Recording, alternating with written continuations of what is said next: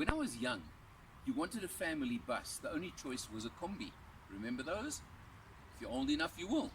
Well, now you get the Mercedes-Benz V-Class. Really, really interesting vehicle. You can see, of course, the big Mercedes badge on the grille over there.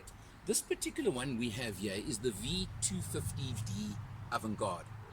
Is the top of the current range, and you'll see why. You come round, it is a large vehicle. Big wheels, big tires, you can see over there. Got all the features you may want. There's certain features that I really love. For example, you do that and the side doors open up on their own, both sides. Really, maybe I'm being silly, but I really find that fancy.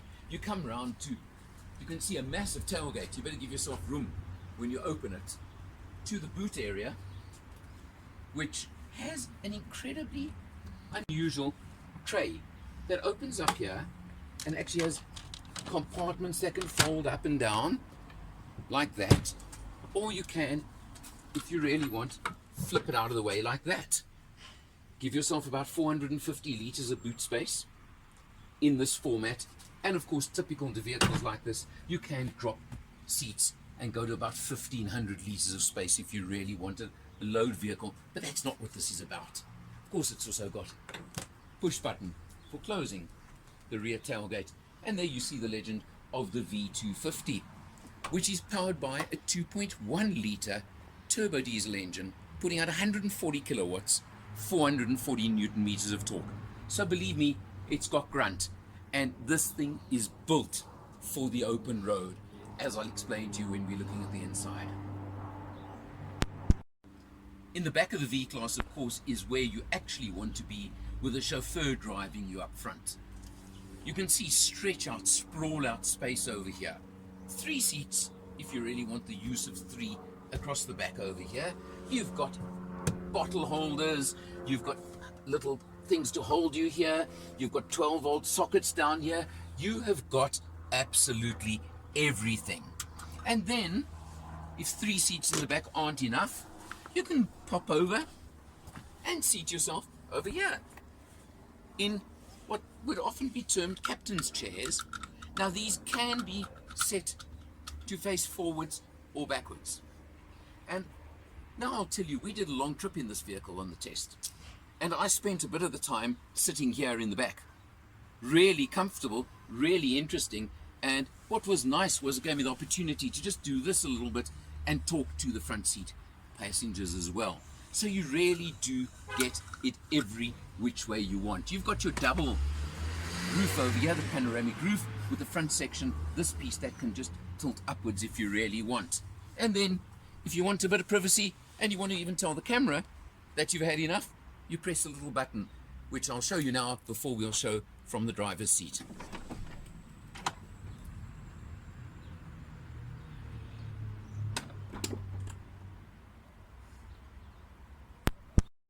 I mentioned we did a long trip in this vehicle on this test. We took it down to the coast and back. You can see we've done 1,198 kilometers on this test, much more than usual, at 7.8 liters per 100. I think that's a pretty exceptional figure for a vehicle of this size, cruising at, shall we say, the national speed limit or around that, and very little town driving on this particular test. But I think it gives you an idea of the economy that this is capable of. Of course, you come over here and you'll see it's got the typical Mercedes stalk for gear shifting, and you do have paddles as well, but really I don't see what you're going to use them for in this vehicle, but that's me. It's up to you, of course.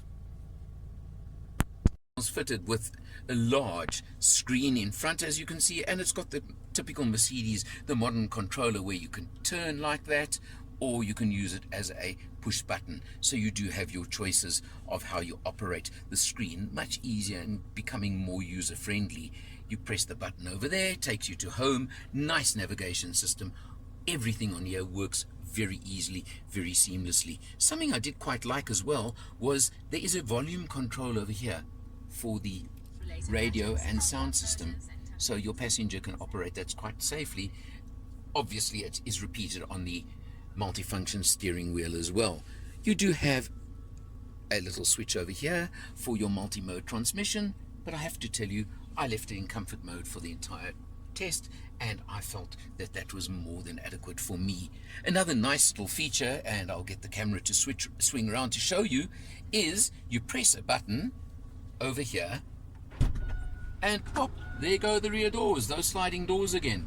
So you don't have to get out of your seat to operate those doors at any stage. Again, I think a nice little feature.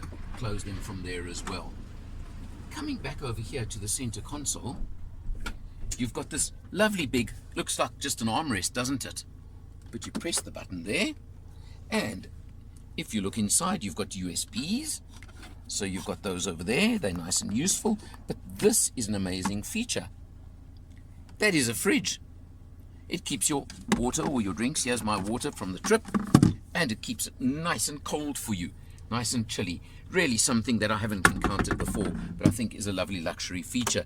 You come back even further over here, these two cup holders, if you press that button there, will actually warm your drink or keep it warm for you as well. So your coffee could really be very, very pleasant and useful for you. Now you have a look around again at your surroundings. You notice the wood or the artificial wood trim over here, the leather with stitching on the dashboard. This is obviously a top luxury vehicle. And it does carry a luxury price, I have to tell you that. As this one is over here, the Avantgarde version, you are looking at 1.25 million rand.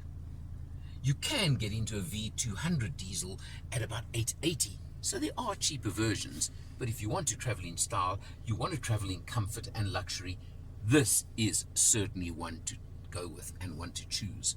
The other thing it does have is it does have active cruise control, which we tested quite a lot on that open road trip, and with one or two moments thinking it wasn't going to kick in, it does brake autonomously, and it does slow the vehicle down based on the speed of the vehicle in front of you, which is exactly what you do want when you're on a long trip on the open road. Remembering that Mercedes, of course, carry a 5-year, 100,000 kilometer full maintenance plan on all their vehicles as well. This has certainly been an eye-opener to me for a test, particularly for an open road long trip like I took, and that was done literally in 2 days on a weekend, that trip.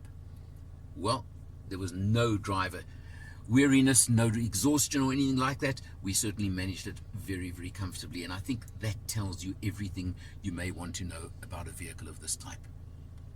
You're in the market for a family bus or luxury transport for executives, for hotel or something of that sort. This is one of very few in this category that you need to take a look at. For Motor Matters, I'm Alan R, and I'll see you next time.